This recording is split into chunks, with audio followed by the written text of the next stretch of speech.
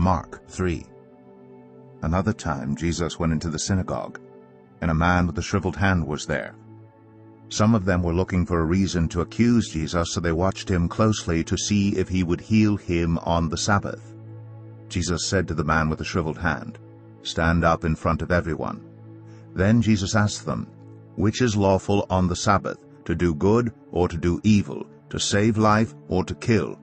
But they remained silent. He looked around at them in anger, and deeply distressed at their stubborn hearts, said to the man, "Stretch out your hand." He stretched it out, and his hand was completely restored. Then the Pharisees went out and began to plot with the Herodians how they might kill Jesus.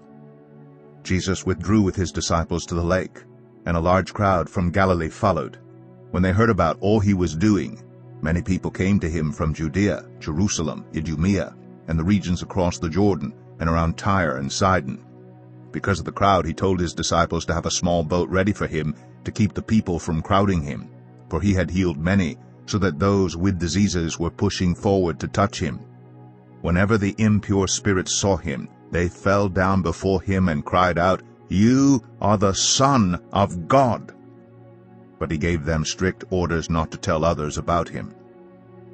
Jesus went up on a mountainside and called to him those he wanted, and they came to him. He appointed 12, that they might be with him and that he might send them out to preach and to have authority to drive out demons. These are the 12 he appointed: Simon, to whom he gave the name Peter, James son of Zebedee and his brother John, to them he gave the name Boanerges, which means sons of thunder, Andrew, Philip, Bartholomew, Matthew, Thomas, James son of Alphaeus, Thaddeus, Simon the Zealot, and Judas Iscariot, who betrayed him.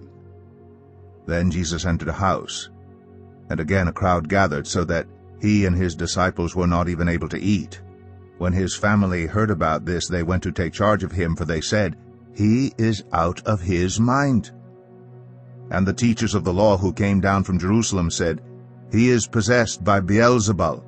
By the prince of demons he is driving out demons." So Jesus called them over to him, and began to speak to them in parables.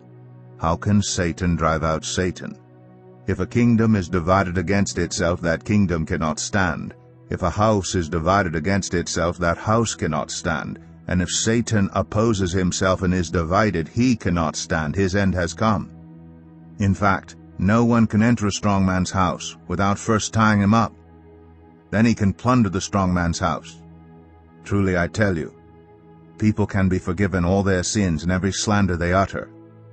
But whoever blasphemes against the Holy Spirit will never be forgiven. They are guilty of an eternal sin." He said this because they were saying, "He has an impure spirit." Then Jesus' mother and brothers arrived. Standing outside, they sent someone in to call him. A crowd was sitting around him, and they told him, "Your mother and brothers are outside looking for you." "Who are my mother and my brothers?" he asked. Then he looked at those seated in a circle around him and said, "Here are my mother and my brothers. Whoever does God's will is my brother and sister and mother."